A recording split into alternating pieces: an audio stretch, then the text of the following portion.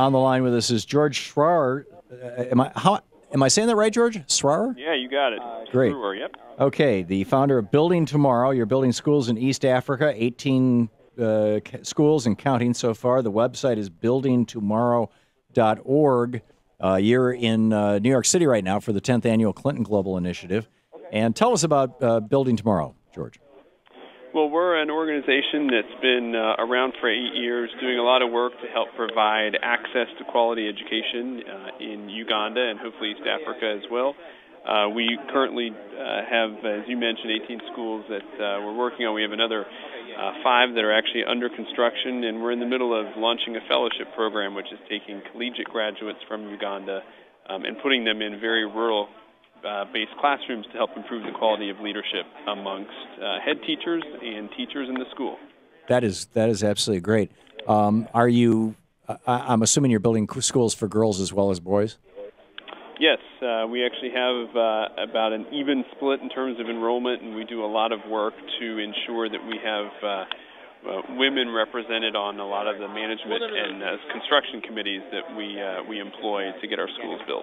Have you encountered any blowback from this? I know in Nigeria, for example, Boko Haram is going out to schools that educate girls and burning them down and kidnapping girls and things.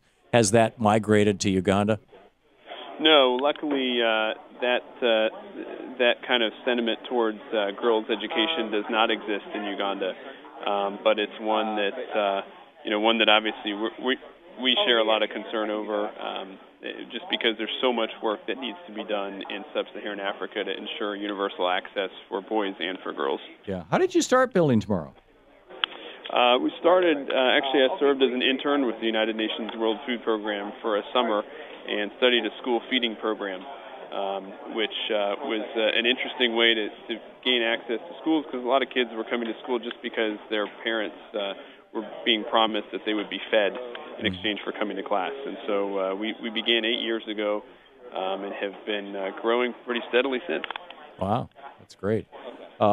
George, any last things that you think that our audience needs to know about the work that you're doing or what's going on with the Clinton Global Initiative this week in New York City? Well, it's obviously an awesome collection of companies, of foundations, organizations that are doing great work all throughout the world, and we're very proud to be one of the many organizations that are represented here, and looking forward to making our impact in the world as we can.